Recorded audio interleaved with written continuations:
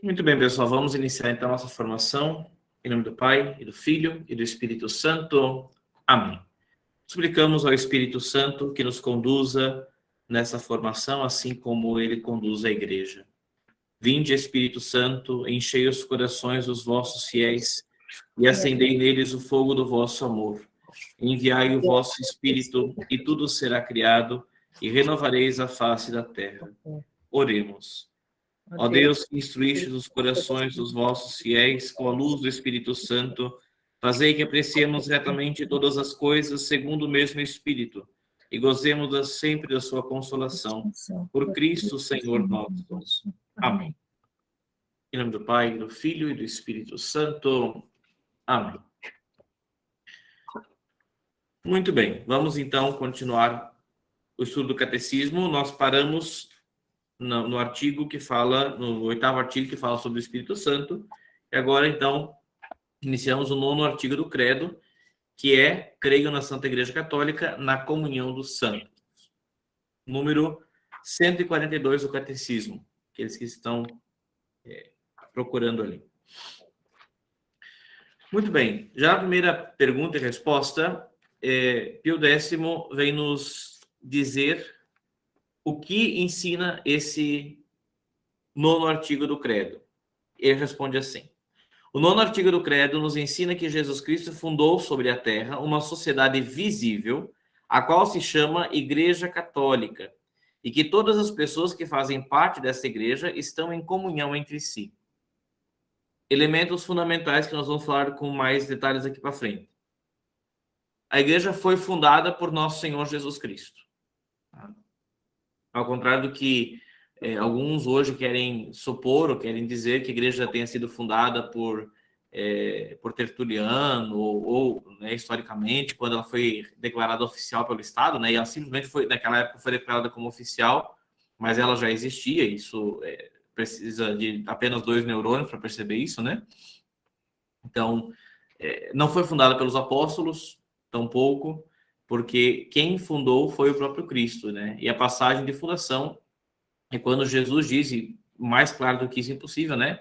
Ele diz, quando Pedro, então, professa a fé de que ele é o Cristo, o Filho do Deus vivo, que devia vir ao mundo. Então, sobre essa fé de Pedro, né? Tu és pedra, e tu és Pedro, né? Sobre essa pedra edificarei a minha igreja. Então, Jesus diz isso muito claro, não tem como fugir disso, né?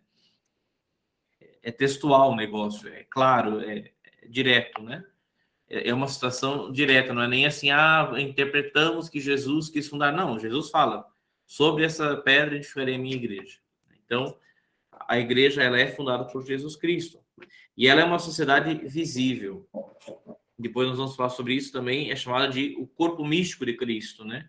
É o Cristo que continua sendo visto pela humanidade. É a continuação do mistério de Cristo, né? A continuação do mistério e do ministério de Cristo, de anunciar o reino, de denunciar o pecado, o erro. E isso acontece de forma, então, visível, clara, objetiva, e que tenha ligação aos nossos sentidos. É na igreja que nós temos, além das pessoas que fazem parte da igreja, que são o corpo místico, que só por isso já seriam visíveis, seriam audíveis, né? Pela pregação, enfim, pelo testemunho. Nós também temos a Eucaristia, que é sinal visível, nós temos o batismo, nós temos os sacramentos todos, né, que são sinais visíveis da graça de Cristo, que é invisível. Então, essa sociedade visível, a igreja, é também um sacramento, né? Portanto, é feito sagrado. Essa sociedade visível, fundada por Cristo, então se dá o nome de Igreja Católica. Já vamos falar um pouquinho melhor também sobre o que é ser católica, né? Por que esse nome? E, portanto, que todas as pessoas fazem parte dessa igreja, aquelas que estão dentro, que são membros dessa igreja, estão em comunhão entre si, umas com as outras. Né? Então, se você é católico, está dentro da igreja, ou seja, está em estado de graça, você está em comunhão com todos os demais católicos, inclusive e sobretudo e principalmente, com o próprio Cristo, né? Que é a cabeça da igreja. Muito bem. Vamos destrinchar tudo isso com mais detalhes aqui para frente, tá? Então, vamos lá. 143. Por que que depois do artigo do Espírito Santo, logo em seguida imediatamente vem o da Igreja Católica? Creio no Espírito Santo, na Santa Igreja Católica, na comunhão dos santos. Por que que está tão ligado? Nos responde assim o Papa. Depois do artigo que trata do Espírito Santo, se fala imediatamente da Igreja Católica, para indicar que toda a santidade da mesma Igreja procede do Espírito Santo, que é autor de toda a santidade. A santidade vivida na Igreja Católica, ela só é assim, não por força própria, mas por força do Espírito Santo. É o Espírito que santifica. De tal forma de que aqueles que não estão em estado de santidade, em estado de amizade com Deus, não pertencem mais à igreja. Ah, mas eu fui batizado, mas eu cometi pecado mortal, portanto, eu rompi com esse corpo místico da igreja. Por isso que a igreja, nós vamos depois falar sobre as notas da igreja, né? Mas por isso que a igreja é santa. Alguns diriam a igreja é santa e pecadora. Não, a igreja é santa. Seus membros podem cometer pecados, mas quando cometem pecado, eles saem da igreja, né? Então, a igreja é santa porque ela é parte do corpo de Cristo, e Cristo é santo por excelência. Ele é o santo. As pessoas que são santas participam da santidade de Cristo. Portanto, se você está na igreja, é porque você está participando da santidade de Cristo. Se você deixa de ser, deixa a santidade, ou seja, você passa a ser um pecador, você sai da igreja. O evangelho da missa de hoje fala da videira, né?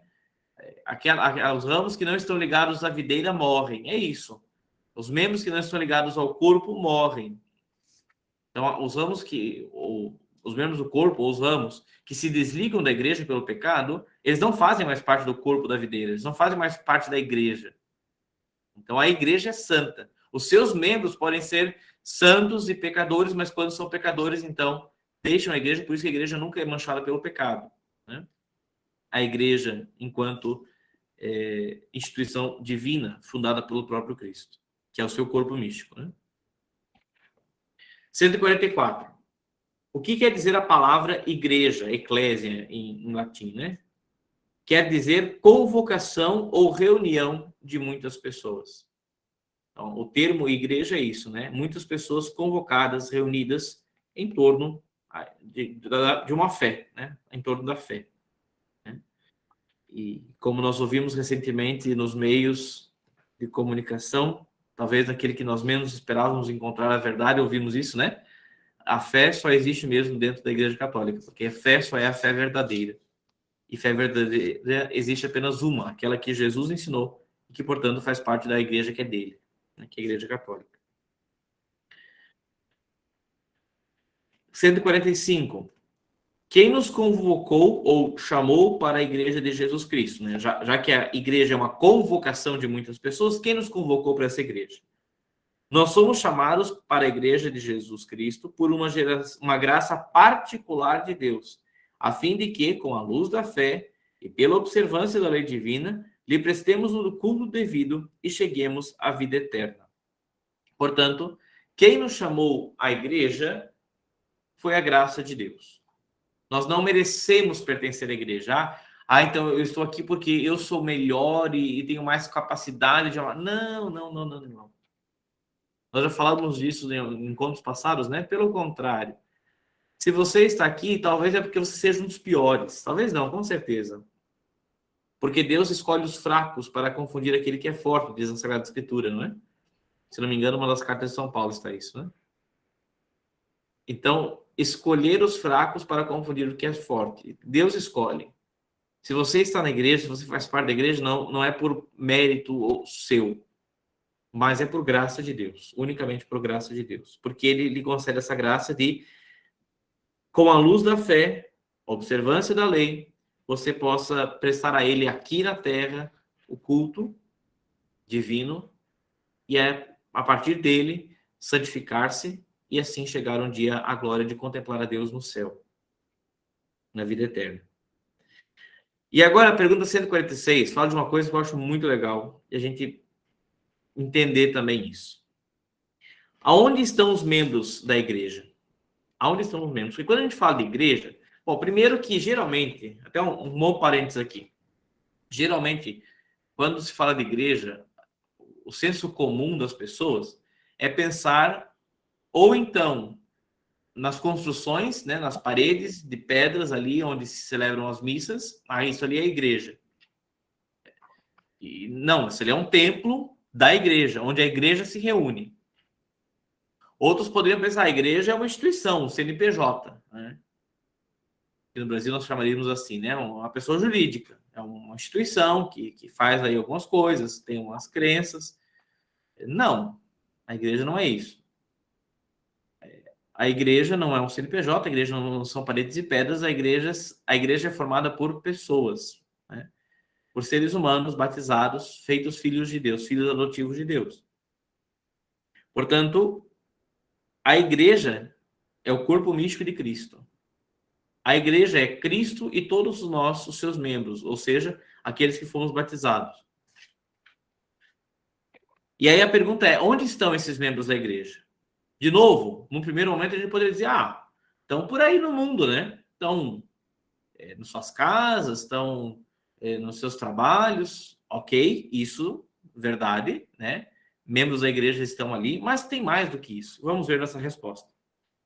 Os membros da igreja encontram-se parte no céu, porque lembrem-se, aqueles que estão no céu, que são os santos de Deus, participam de forma ainda mais plena e perfeita do corpo místico de Cristo.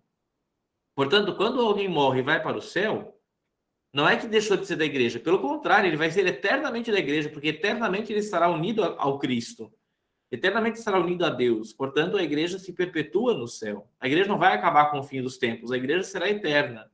É e será eterna, né? Portanto, alguns estão no céu, e lá no céu, então, chamam o que a teologia chama de igreja triunfante, ou seja, a parte da igreja que já está triunfando junto de Deus no céu, né, já está na presença do Redentor, contemplando Deus face a face, por isso triunfante. Outra parte está no purgatório e forma, assim, a igreja padecente, a igreja que padece, que sofre a sua purificação. Portanto, as almas do purgatório também são membros da igreja. Por quê? Porque as almas do purgatório, se elas chegaram ali, é porque elas não têm pecado mortal. Se tivessem pecado mortal, teriam ido para o inferno. E aí sim estariam fora da igreja. Estariam definitivamente fora do corpo místico de Cristo. Mas se elas estão no purgatório é porque elas morreram sem pecado mortal, morreram na graça de Deus, mas ainda com apegos, com afeições, talvez com pecados veniais que precisam ser purificados, porque no céu só pode entrar aquele que já está plenamente vivendo o amor de Deus. Diferente disso, não pode entrar no céu. Então, aqueles que estão no purgatório fazem parte da igreja, porque estão unidos à graça de Deus, mas são uma igreja que padece, uma igreja padecente, que sofre, que padece, que sofre. Está sofrendo o que ali? A sua purificação. Portanto, igreja triunfante, os que estão no céu, igreja padecente, aqueles que estão no purgatório, e por fim, formam a igreja também aqueles que estão na terra, a igreja militante, né? A palavra militar é aquele que caminha, né? Militar é caminhar, né? Aquele que milita é aquele que está andando num caminho, numa causa. Hoje em dia a gente tem muito isso, né? Militante de partido político, né? O que é militante de partido político? Alguém que está caminhando, lutando por aquela causa, né? Aqui, é claro, o termo significa a mesma coisa, que milita por algo, mas algo muito mais sublime, obviamente, né? Que não é uma causa humana, não é uma ideologia, mas a fé verdadeira. Então, aquele que está militando, que está caminhando nessa vida para chegar à visão de Deus, né? Então, é a igreja que está a caminho do céu. Então, nós temos a igreja que está a caminho, que somos nós que estamos agora aqui na Terra, a igreja militante. Aquela igreja que já não está mais a caminho, mas ainda não chegou no céu e que está sofrendo a sua purificação no purgatório, a igreja padecente, e a igreja que já está no céu, ou melhor, a parte da igreja que já está no céu, que é a igreja triunfante. Portanto, todos somos uma única igreja. Não é que no céu é uma igreja, no purgatório é outra igreja, que na terra é outra igreja. Não, é a mesma igreja, e dentro dessa igreja tem membros que estão militando, membros que estão padecendo, e membros que estão triunfando. Então, igreja militante, padecente e triunfante. Guardem isso no coração de vocês, na alma de vocês, na cabeça, na memória, na inteligência de vocês. É muito importante para o nosso estudo isso, tá bem? 147. Essas diversas igrejas, essas diversas partes da igreja constituem uma só igreja? Bom, já respondi, mas vamos ler a resposta, né? Sim. Essas diversas partes da igreja constituem uma só igreja e um só corpo, porque tem a mesma cabeça, que é Jesus Cristo, o mesmo Espírito, Espírito Santo, né, que as anima e as une, e o mesmo fim, que é a felicidade eterna, que uns já estão gozando, a igreja triunfante, e outros esperam. A igreja padecente, que espera ainda triunfar, e a igreja militante, que espera chegar lá depois do seu juízo. Certo? Então, uma só igreja. 148. A qual parte das igrejas se refere principalmente este nono artigo? Creio na Santa Igreja Católica, na comunhão dos santos. Qual parte da igreja se refere a esse artigo? O nono artigo do credo se refere principalmente à igreja militante, que é a igreja em que estamos atualmente. Por questão óbvia, né? Nós estamos aqui, portanto, nós temos que crer naquilo que estamos vivendo, né? Temos que crer também, obviamente, na parte da igreja que está no céu. Isso nós vamos ver depois na comunhão dos santos, né? Nós temos que crer, obviamente, na igreja padecente, as almas que estão sendo purificadas e também nos prepararmos para isso. Bom, para nos preparar para ir para o céu, na verdade, né? Mas se necessário for para viver essa misericórdia de Deus, que é a igreja padecente, que é o purgatório.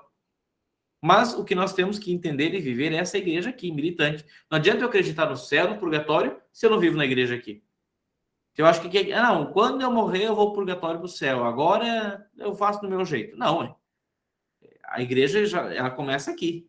Você nasceu, você começa aqui a viver na igreja. Se você não viver na igreja aqui, na igreja militante, você nunca poderá passar a igreja padecente, muito menos a triunfante. Né? Muito bem. Só lembrando, pessoal, quem tiver dúvidas, perguntas, temos nosso chat ali do lado, né? As mensagens, pode mandar por ali a sua pergunta. Se alguém não quiser escrever, quiser falar, liga o microfone, pede licença e pode falar tranquilamente, tá bom?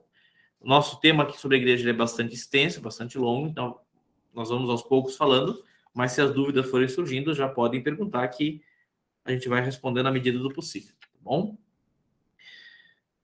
Parágrafo 2º sobre esse artigo. Primeiro falou da igreja em geral, agora nós vamos falar da igreja em particular. Vamos lá. O que é a igreja católica? A igreja católica é a sociedade ou reunião de todas as pessoas batizadas que, vivendo na terra, professam a mesma fé e a mesma lei de Cristo, participam dos mesmos sacramentos e obedecem os legítimos pastores, principalmente ao Romano Pontífice. Quem é o Romano Pontífice? O Papa. Né? Pontífice vem de ponte, né? Aquele que faz a ponte entre Deus, entre Jesus e a humanidade. Então, aquele que está fazendo essa ponte, trazendo as graças de Jesus para a humanidade, ele faz essa ponte, portanto, ele é um pontífice. Um padre na missa, um padre na confissão, ele é um pontífice.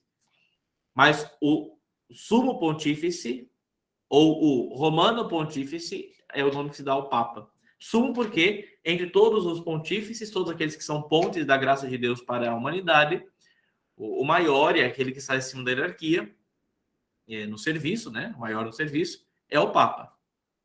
Ou aqui eles chamam de romano pontífice, porque é o pontífice que vive em Roma. Né? Bem, é um termo também usado. Então, a Igreja Católica é a união de todos aqueles que foram batizados e que professam a mesma fé e a mesma lei de Cristo. Portanto, quando você começa a professar uma fé diferente, estranha à fé católica, você está se abstendo da vida da igreja. Você está saindo da unidade da igreja. A igreja ela é una. Uma das notas da igreja, nós vamos ver isso logo, é una. É uma só. Então, se você está em alguma coisa diferente da igreja, você está fora dela. Não tem como estar numa repartição secundária. Uma coisa é, dentro da igreja, existe, segundo o Espírito Santo, vários carismas, várias formas de viver a mesma fé. Agora, se for uma fé diferente, aí não, aí você está fora da igreja. Aí você está escolhendo fora da igreja. Nós vamos ver isso com calma também. A mesma lei de Cristo, né, seja os mandamentos, seja as bem-aventuranças, participam dos mesmos sacramentos, portanto, alguém, aí eu acredito no batismo, mas não que perdoa pecado, irmão, isso não é o mesmo sacramento. Eu acredito no mesmo batismo que perdoa pecados, tá? Mas a ordenação, ordenar padres, pessoas, homens, para serem aqueles que vão fazer as vezes de Cristo, não, isso não existe. Então não participa. Então, você não participa dos mesmos sacramentos, está fora da fé. Aqueles que obedecem aos legítimos pastores. Quem são os legítimos pastores? A princípio, os sucessores dos apóstolos, o Santo Padre, o Papa, o Romano Pontífice e os bispos. E os bispos designam, então, aos presbíteros, aos padres, para que em cada paróquia tenha ali um pastor mais próximo, visível, né, legítimo, que o auxilie na sua missão de pastoreio na sua diocese. 150. Dizei precisamente o que é necessário para alguém ser membro da igreja. Então vamos lá. Para alguém ser membro da igreja é necessário estar batizado, primeiro ponto, crer e professar a doutrina de Jesus Cristo. Então, se você não crê e não professa, você não é um membro da igreja. Não adianta ser só batizado. Participar dos mesmos sacramentos. Então, se você é batizado, você até acredita e professa a fé católica, mas você não participa dos sacramentos. Você não participa, você não busca a confissão, você diz que o matrimônio não é necessário, você não quer ser crismado, não quer ser confirmado na fé, você acha que você não quer receber a unção dos enfermos porque você tem uma superstição de achar que talvez é só para quando está morrendo, ou porque você acha que se o padre for lá vai te matar, né? Que infelizmente parece um pouco engraçado, mas é isso que as pessoas têm na cabeça, né? Só chama o padre quando estiver morrendo, porque o padre vem só para matar, né? Não é assim. Então, se você não participa da Eucaristia, né, dominical, ao mínimo, né, não adianta ser batizado e professar a fé. Se você não participa dos sacramentos, deles todos, daquilo que lhe compete, você não está na igreja. Reconhecer o Papa e os outros legítimos pastores da igreja. Primeiro, porque foi isso que essa é a vontade de Cristo. Primeiro, né, que esses homens fossem aqueles que iriam nos pastorear, nos guiar até o caminho do céu e iam ser aqueles que iam firmar a fé católica. Outro ponto é porque a figura do Papa é uma figura de unidade. Figura de unidade. Né? E vejam vocês que isso não é só uma questão teórica. O Papa faz com que exista unidade na igreja porque parece que é um só. Tá, isso é uma questão teórica, que é verdadeira, que é fato. Mas ela também é prática. É prática. Vejam vocês, Igreja Católica, né? É uma, tá, firme, todo mundo conhece a Igreja Católica. Aí veio Lutero, que fez aí um cisma, né? Separou a igreja. Aí ele começou a dizer, não tem esse negócio de uma figura central, de unidade, do Papa, não, cada um tem que interpretar a Sagrada Escritura do jeito que achar melhor, né? Não tem que seguir a igreja, o magistério tem que seguir só a Escritura. Tá bom, aí fundou a igreja. Daqui a pouco veio um pastor com uma ideia um pouco diferente, não se concordaram, aí fundou outra igreja. Aí veio outro, fundou outra igreja. Aí outro, e mais outro, e mais outro. A tal ponto que hoje nós temos coisas que se chamam de igreja, mas que não são igreja, né? Como nós estamos vendo aqui. Igreja é aquela que participa da fé verdadeira, fundada por Cristo. Não é o caso. E cada um que foi tendo uma ideia diferente, ou às vezes nem teve ideia diferente. Muitas igrejas nem são, ou essas igrejinhas aí, né? Ou, sei lá, seitas, nem são fundadas porque tiveram uma visão de fé diferente. Às vezes é só por uma questão administrativa, né? Um pastor queria dinheiro para uma coisa, outro queria para outra, os dois se dividiram, mais duas igrejas. Ou seja, por que isso acontece? Porque não existe uma figura de unidade. Né? Por que na Igreja Católica pode ser que um padre de uma paróquia pense que a gente tem que investir no salão paroquial, outro padre pense, não, a gente tem que investir na sala de catequese, outro padre, não, a gente tem que investir na formação do povo, não, a gente tem que investir... Cada padre acha uma coisa e tá bom, e a coisa funciona, e cada um vai investindo uma coisa na outra, e a igreja vai andando, vai caminhando. Por que não se divide ali? Porque se um padre desse disser assim, não, então eu não quero saber de vocês e vou caminhar sozinho, ele sai da igreja. E ele não tem autonomia para formar uma igreja católica, né? Ele pode ser um louco desvairado que vai fundar uma igrejola por aí, uma seitazinha por aí. Mas a igreja católica permanece unida, com a mesma verdade, a mesma fé. O que une a igreja católica não são questões administrativas, porque a igreja não é um CNPJ. O que une a igreja católica não são questões patrimoniais, porque a igreja não são paredes. O que une a igreja católica é a fé, da qual ela foi fundada, né? Tu és Pedro, e sobre essa pedra edificarei minha igreja. Qual pedra? A fé de Pedro, de que Jesus é o Cristo, Filho do Deus vivo, que devia vir ao mundo. É sobre essa fé que a igreja está fundada. E a unidade dessa igreja é visível. Lembram uma sociedade visível que a gente falou da igreja? Ela é visível, essa unidade, na figura do Romano Pontífice, na figura do Papa. Por isso, para ser católico, é necessário reconhecer a autoridade papal, a autoridade do Papa e também dos bispos, e bem como dos pastores, né? Que a igreja que a igreja confia o seu povo. Mas, padre, um bispo não pode, por acaso, um padre não pode, por acaso, cometer um erro, mesmo de fé doutrinal? Sim, são seres humanos e podem errar. Cabe aí a correção, né? Levar a autoridade maior, inclusive está previsto no direito canônico, né? Que inclusive leigos têm não só o direito, mas o dever de corrigir caso o seu legítimo pastor esteja incorrendo em erro. Isso não significa que deva rechaçá-lo, né? E não significa que deva, então, agora, já que teve um padre, um bispo falou uma besteira, pronto, agora eu não sou mais católico, agora eu não acho que... Não, peraí. A igreja é maior do que alguém falando uma besteira por aí. Isso não significa que eu não devo dar legitimidade aos pastores. Tá? São duas coisas distintas. Uma coisa é o erro de uma pessoa, outra coisa é a legitimidade do pastor.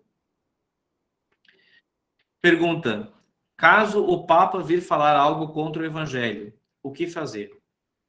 Existe uma parte da doutrina da Igreja Católica que foi proclamada, assim, que toda a doutrina desde sempre, mas ela foi assim, botada por escrito, vamos dizer assim, no Concílio Vaticano I, que é a infalibilidade papal, que significa o quê? Nas questões de fé e moral, que é o que é onde está fundada a igreja, né, na fé e na moral, na fé de Pedro e, portanto, igualmente na moral, o Papa ele é infalível. E isso nos garante quem? A pessoa do quem está agora, do Francisco, do Jorge Mário Bergoglio, que está lá, ou há uns anos atrás do Joseph Ratzinger, que era o Bento XVI, ou uns anos atrás do Karol Wojtyla, que era o João Paulo II? Não. Isso está garantido pelo Espírito Santo. O Papa nunca cometerá erros de fé e doutrina quando disser algo, agora uma expressãozinha, ex cátedra. Ou seja, quando um Papa disser alguma coisa assim, definimos e proclamamos por verdade de fé ou de moral tal e tal coisa, aquela coisa estará certa. Isso é diferente de uma opinião do Papa. Tá? O Papa Bento XVI, ele escreveu uma trilogia, são 3 livros, sobre a vida de Jesus Cristo. E, inclusive, ele fala isso na introdução. Então, olha, eu não estou escrevendo isso aqui como Papa, isso aqui não é dogma de fé. Não estou falando ex cátedra, não faz parte da infalibilidade. É apenas reflexões de um teólogo, que eu sou também. Portanto, naqueles livros, o que ele fala pode ser questionado. Apesar de que eu já li, acho muito difícil de questionar, porque é um escrito tão bem feito que faz impossível. Mas, enfim, há a possibilidade de ter algum erro ali. Porque ele não está falando como autoridade papal. Ou então o Papa Francisco, né, que agora menos, mas ele deu muito assim, por entrevistas em avião, né, ele fazia muito isso, né? Roma ali, ele pode eventualmente cometer um erro ou não. Não estou dizendo que ele errou ou não, mas pode eventualmente cometer um erro e não é um problema. Porque ele não está falando ex cátedra. Então, a fala do Papa, ela só é infalível quando é fé moral falado ex cátedra, declarado e definido.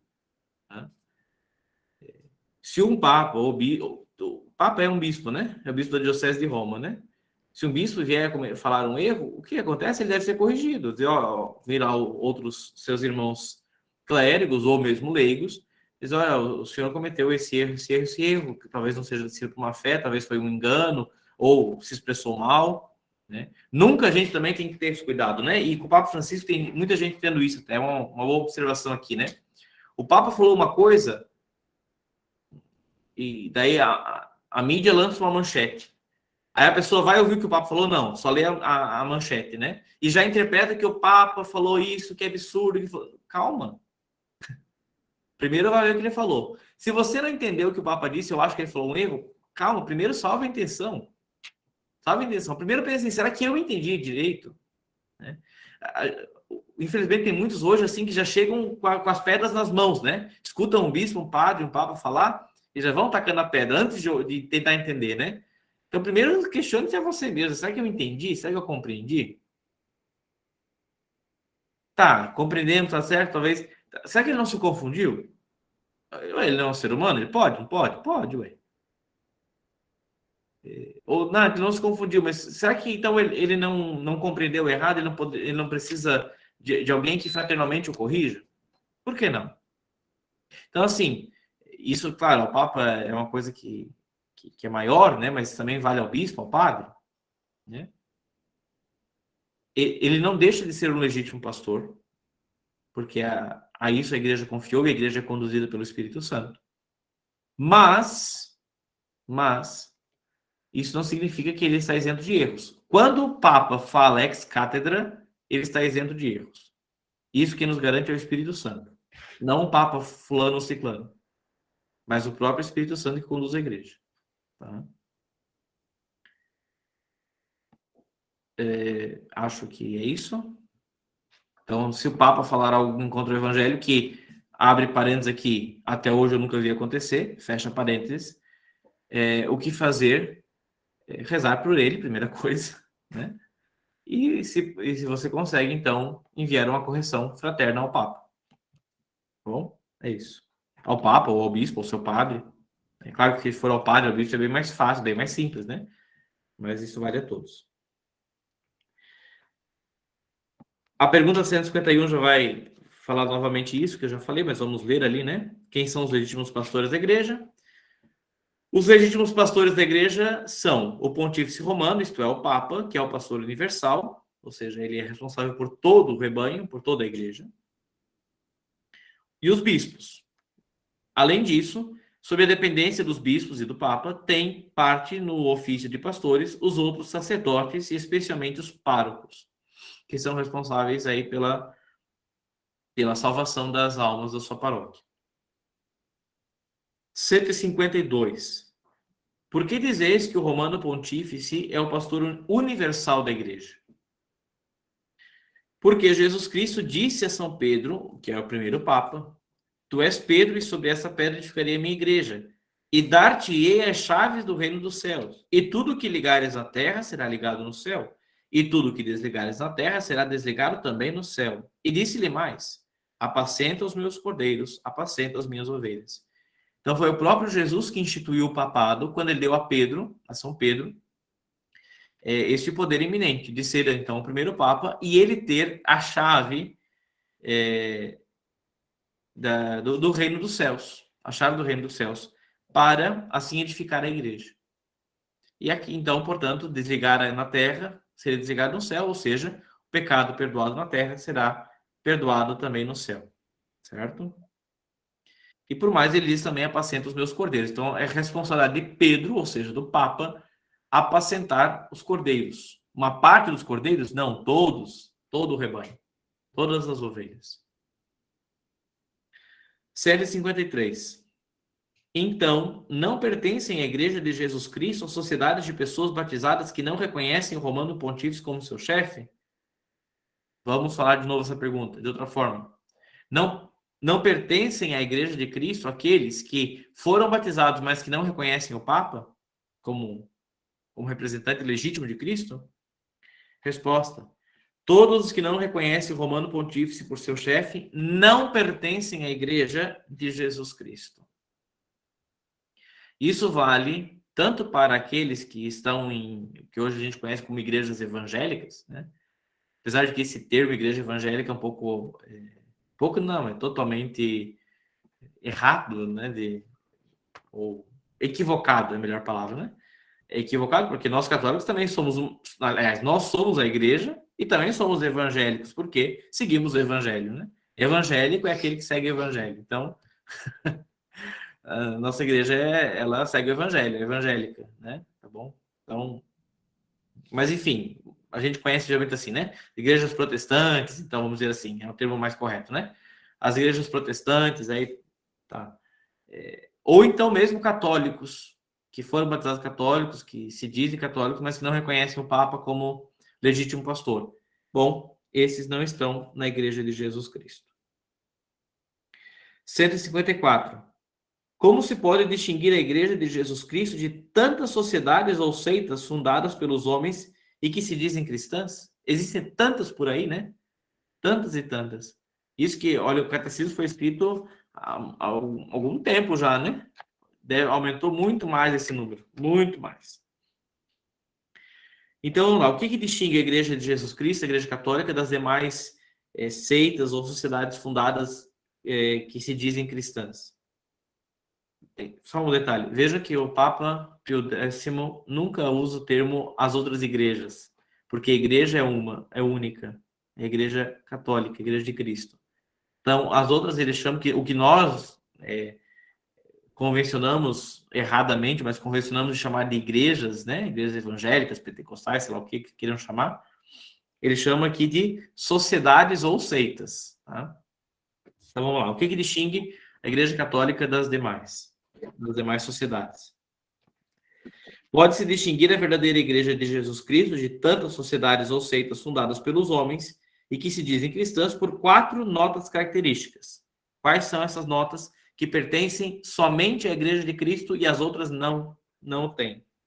Una, santa, católica e apostólica. A Igreja Católica ela tem essas 4 notas, essas 4 características.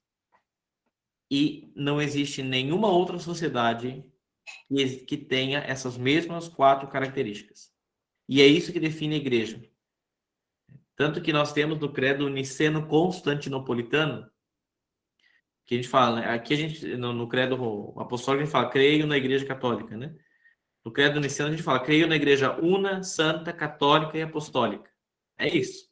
As 4 notas. Una, santa, católica e apostólica. Então vamos lá, uma por uma. Vamos explicar cada uma das notas.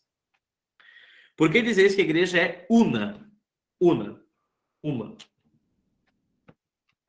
Digo que a igreja verdadeira é una porque os seus filhos, de qualquer tempo ou lugar, estão unidos entre si na mesma fé, única fé, no mesmo culto, único culto, na mesma lei, única lei, e na participação dos mesmos sacramentos, sob o mesmo chefe visível, o Romano Pontífice. Então, a igreja, ela tem necessariamente esse tom de unidade, seja pela figura visível, que é o Romano Pontífice, seja pelas coisas de fé mais elevadas, que são, independente de tempo e lugar, né? São a mesma fé, o mesmo culto, a mesma lei, os mesmos sacramentos. Se eu pego um católico aqui no Brasil, ou um católico lá na China, ele vai ter a mesma fé, vai celebrar a mesma missa, vai participar dos mesmos sacramentos e vai crer no mesmo Papa. Se eu pegar um católico daqui do Brasil, né, século XXI, ou pegar um católico lá da África, do século terceiro, quarto, ele vai ter a mesma fé, vai participar do mesmo culto, ou seja, na Santa Missa. A forma da missa pode mudar, mas é a mesma missa, ou seja, o mesmo sacrifício de Cristo, né?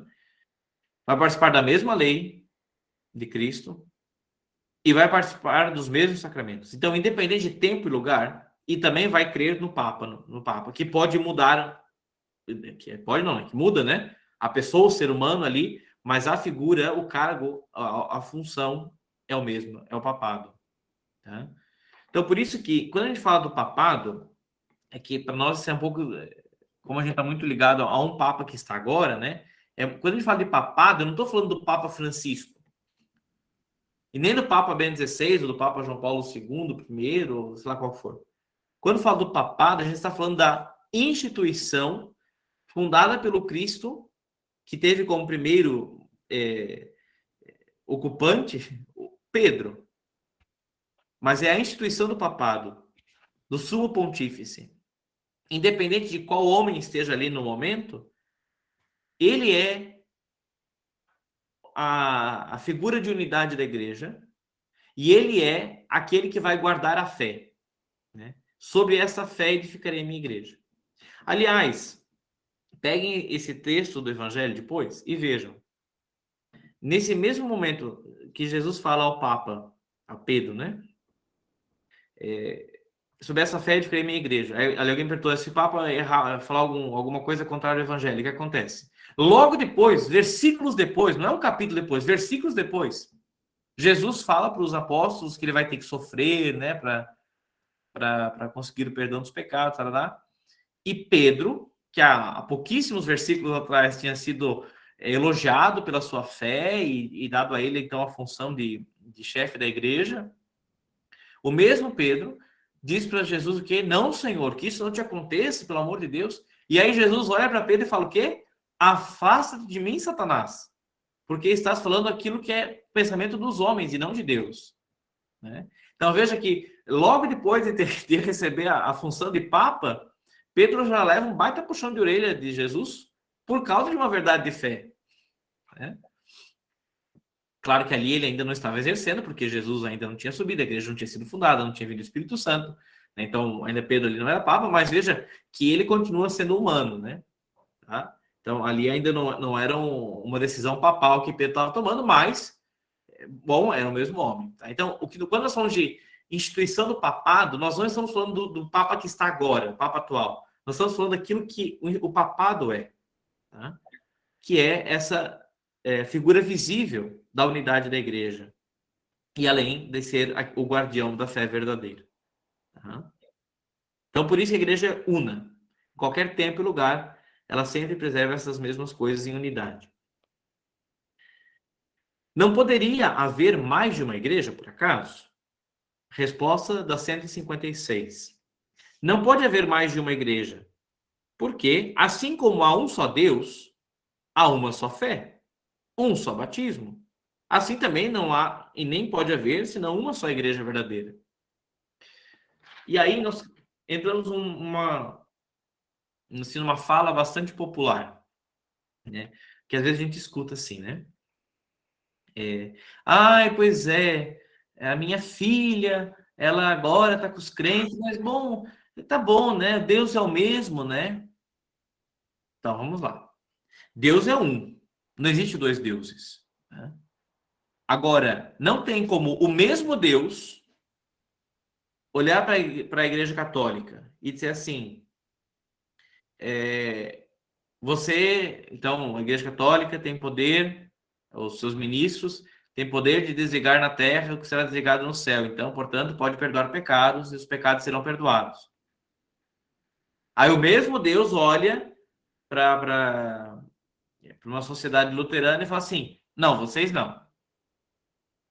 Então, peraí, ou Deus dá o poder de perdoar os pecados, ou não dá.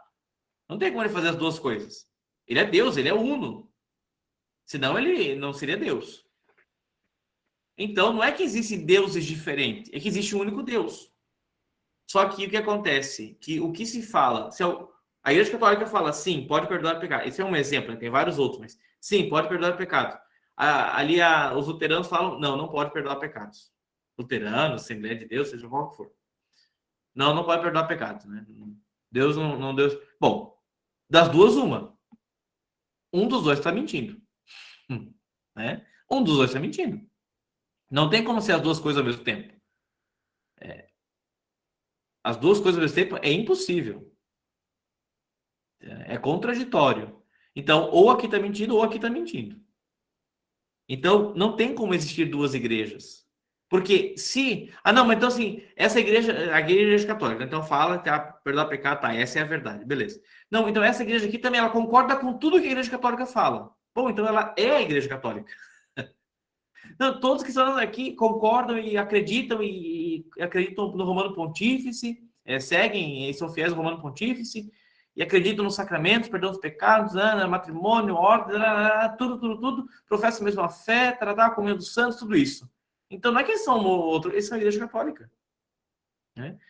Você só sai da igreja católica e forma uma outra sociedade, uma outra seita, quando você nega ao menos uma das coisas que a igreja diz.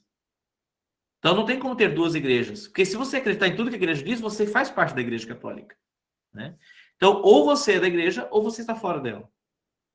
Não tem como você estar numa outra igreja. Existe uma única igreja verdadeira. Não tem como. É contraditório existir que existem duas. Se existissem dois deuses, aí poderia ser. Uma igreja para um Deus, outra igreja para outro Deus. Mas não existe. Existe um único Deus. Então, só pode existir uma única fé. Como só pode existir uma única igreja. 157. Mas não se chamam também igrejas o conjunto dos fiéis de uma nação ou de uma diocese? Resposta. Chamam-se igrejas também o conjunto dos fiéis de uma nação ou diocese, mas são sempre porções da Igreja Universal e formam com ela uma só igreja. Então, quando a gente diz assim, a nossa igreja paroquial, a nossa igreja diocesana, uma igreja particular, como se fala, né? Não é que é uma igreja diferente, é uma porção da única igreja. E aqui esse termo porção é outro tema interessante a gente entender. Por que se usa porção e não pedaço? Porque ele fala assim, é um pedaço da igreja. Porque a diferença de porção e pedaço é a seguinte. Se eu tenho, permita-me usar aqui um exemplo, né? Eu tenho aqui um porta-lápis canetas aqui, né? Então tá, aqui eu tenho um tanto dessas. Aqui ele é o completo. Agora eu pego aqui algumas canetas. Então eu peguei as canetas verdes que eu tenho aqui. Então isso aqui é um pedaço do meu porta-canetas. Certo? É um pedaço. Só que aqui tem só canetas verdes. Eu não posso olhar para isso aqui e dizer assim, aqui eu entendo todo o porta-canetas dele. Não. Se eu conheço só isso aqui, eu não vou saber que o porta-canetas é preto, que tem papelzinho, que tem canetas azuis, vermelhas, tem lápis. Eu não vou saber isso. Então, isso aqui é um pedaço. E o pedaço nem sempre representa o todo. Agora, se eu pego, por exemplo, uma bacia de água, né? E coloco sal nessa bacia e misturo. E misturo essa bacia com água e sal. E aí pego uma colherzinha e provo. Essa água está salgada. Isso significa que eu sei que toda aquela água está salgada. Isso é uma porção. Quer dizer, outro pedaço de água, se eu pegar outra colher, vai estar igualzinho. Ou se eu pegar outro pedaço, vai estar igualzinho. Né? Então, a igreja, ela é uma. E existem porções da igreja. Portanto, aqui, na diocese onde eu estou agora, ela não é uma igreja à parte. Ela é uma porção, porque nela tem tudo que tem a igreja. A mesma fé, os mesmos sacramentos, o mesmo batismo, o mesmo Romano Pontífice. Uma unidade com o bispo. Ok, os detalhes mudam. Claro, o bispo não é o mesmo. Aqui existe uma cultura diferente, né? Tem mais devoção a um santo. Isso são detalhes, são enfeites. Agora, o que une a unidade de fé, a unidade da igreja, ela é igual em qualquer lugar. Portanto, são porções. Então, na paróquia, na diocese, não é que são igrejas, são porções da mesma igreja, a igreja que é universal, ou seja, que é de todo o universo, é uma só. Tá bem?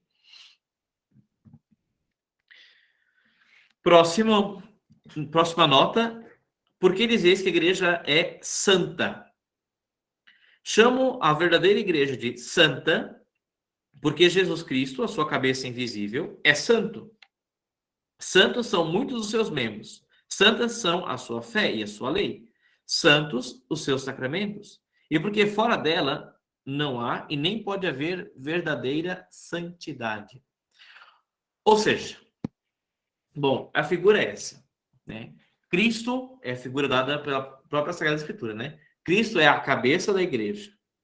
E todos nós, batizados, somos os membros da igreja. Tá? Portanto, aquilo que faz parte do corpo é um corpo só, certo? Então, esta mão aqui é a mão dessa pessoa, que tem essa cabeça, que tem esse tronco, que tem essas pernas, esses braços. Quando você faz parte de um corpo, você é um com esse corpo. Você não é uma parte separada, né? Você é um com o corpo inteiro.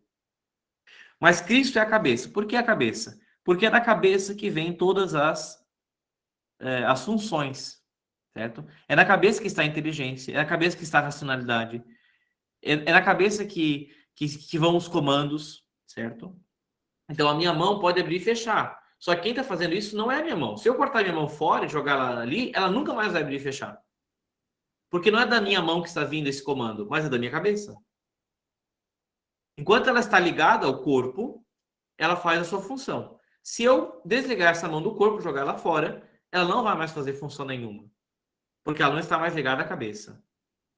Portanto, só existe função, só existe movimento, só existe, aqui agora usando o termo da igreja, santidade, quando eu estou ligado ao corpo. Ou seja, quando eu permito que a cabeça do corpo, que é Cristo, faça a sua ação e possa agir para que eu, sendo um membro, sendo um dedo, uma mão, uma perna da igreja, eu possa, então, efetivamente agir, certo? Então, a igreja, ela é santa. Primeiro porque Jesus Cristo, sendo Deus, ele é santo. É a definição de santidade. Tá? Sendo ele santo, e ele faz parte da igreja. Se Jesus é santo, santíssimo, nada que está nele pode não ser santo. Por isso que a Virgem Maria, por exemplo, foi preservada do pecado original, porque ele, sendo santo, não poderia habitar num ventre, num seio, em que não fosse completamente santo. Não poderia residir ali nada, nenhum resquício de pecado. Por isso que Maria foi preservada da mancha do pecado original, para que o seu seio, o seu ventre, estivesse completamente puro. Se Maria tivesse cometido algum pecado durante a sua vida, né, antes da concepção, ela não poderia receber Jesus. Se em algum momento, ela, pelo que dizem os historiadores, ela tinha uns 15 anos, né, quando ela concebeu. Se até os 15 ela tivesse feito um pecado, Deus nunca poderia permitir que Jesus habitasse no ventre de Maria. Ele teria que preparar uma outra. Só que Maria nunca pecou, né, nem antes nem depois, nem durante a gestação. Maria é pura sem pecado. É uma graça especialíssima que só ela tem. Foi concebida sem pecado e nunca pecou. Só Maria tem isso. Por quê? Porque aquilo que é de Deus nunca pode tocar alguma coisa que ofensa ao próprio Deus. Tá? Seria ilógico isso. Seria contraditório, irracional. Então não poderia acontecer. Por isso que também aqueles que são membros de Cristo não podem estar senão com santidade. Então, além dos membros santos, né? A sua fé e a sua lei são santas, né? Só uma observação, ali eles falam assim, né? Santos são muitos dos seus membros. Ué, mas não são todos? Muitos, por quê? Santo é aquele que está plenamente ligado a Deus, né? Quem está plenamente ligado a Deus é aquele que está no céu. E os que estão no purgatório? Eles não estão em pecado mortal, portanto não estão plenamente na graça, mas também não estão plenamente fora dela, né? Estão vivendo a santidade, mas não plenamente. Então estão na santidade, mas não plenamente, tá? Os sacramentos são santos, e porque fora dela, fora da igreja, não há e nem pode ter santidade. Porque só existe uma fonte de santidade, que é Cristo. Se eu estou desligado de Cristo, eu posso ser uma pessoa muito boa, mas santo eu não sou. Se eu estou desligado de Cristo, eu posso fazer o que eu quiser. A santidade só unido a Cristo. Tá? 159. Por que a igreja é católica? Chama a verdadeira igreja de católica, que quer dizer universal. O termo católicos é do grego, né? Que é universal. A palavra significa universal, ou seja, do universo todo, do mundo todo. Porque ela abrange os fiéis de todos os tempos, de todos os lugares, de todas as idades e condições. E porque todos os homens do mundo são chamados a fazer parte dela. Não existe um ser humano sequer que tenha nascido em qualquer tempo, em qualquer lugar, que não fosse chamado a ser parte da igreja, ou seja, a ser membro do corpo de Cristo, ou seja, a ser filho adotivo de Deus. Todo ser humano é chamado, todo, universalmente, em qualquer lugar, em qualquer tempo. E a igreja está em todo o tempo e em todo lugar. Portanto, tem algum país que nunca ouviu falar de Cristo. Bom, mas pode ouvir e pode ser convertido e pode fazer parte. Não existe um lugar na face da terra em que, não, ali nesse lugar não pode ter igreja. Não. Não, durante esse ano aqui, não existe isso. Em qualquer tempo ou lugar, qualquer pessoa que esteja em qualquer tempo e lugar pode, ou melhor, é chamado a fazer parte e pode, então, entrar na igreja, assentindo com a sua fé, né, com a sua conversão. Por isso ela é católica, ela é para todos, em todos os tempos e lugares. E por que se chama apostólica?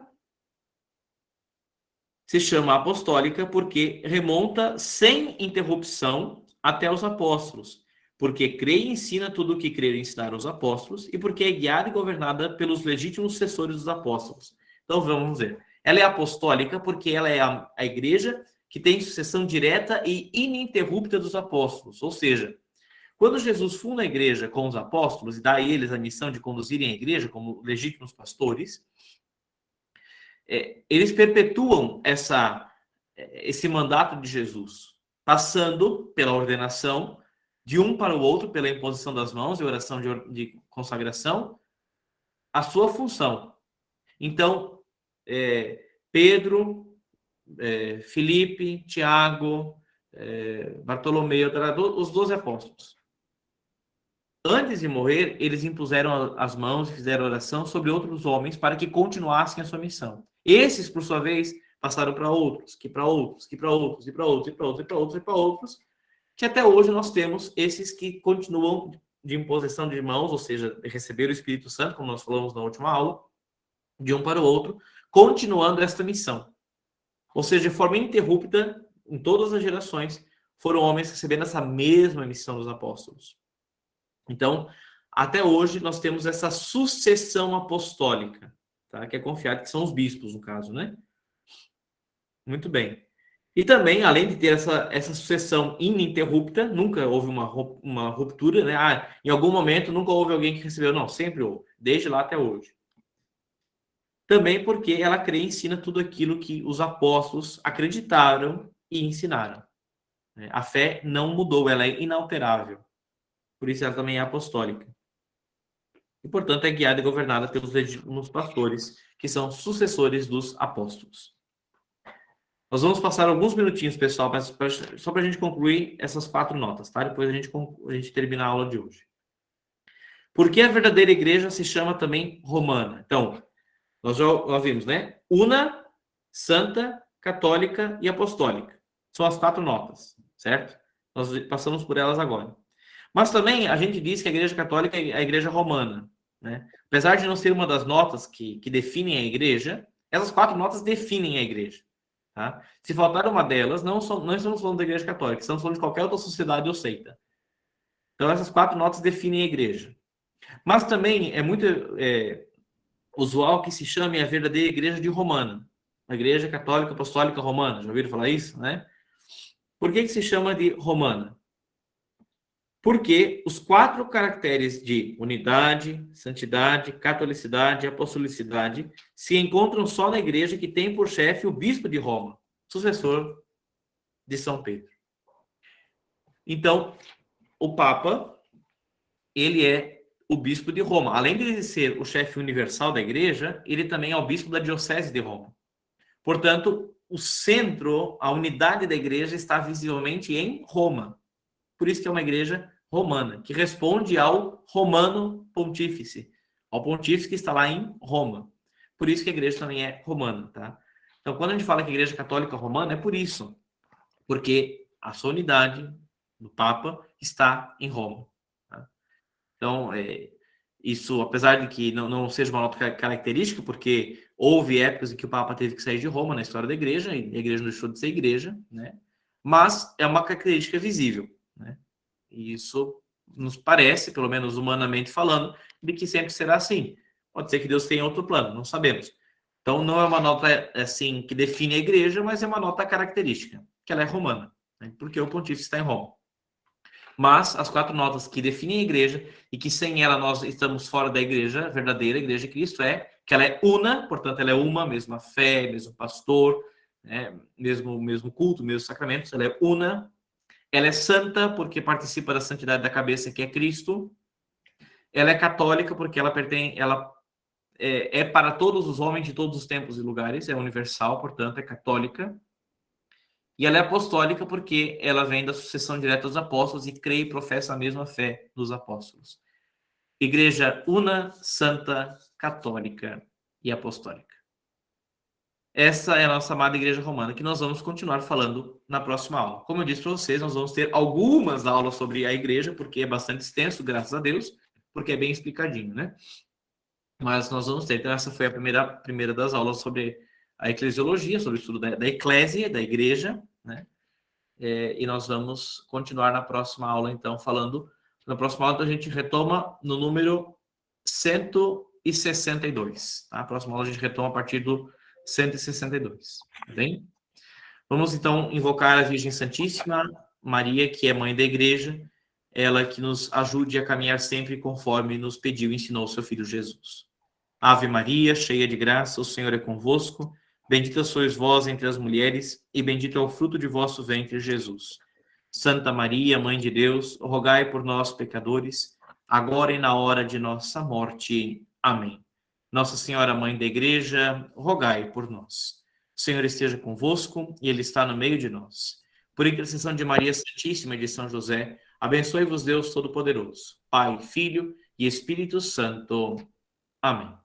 Boa noite a todos, Deus abençoe.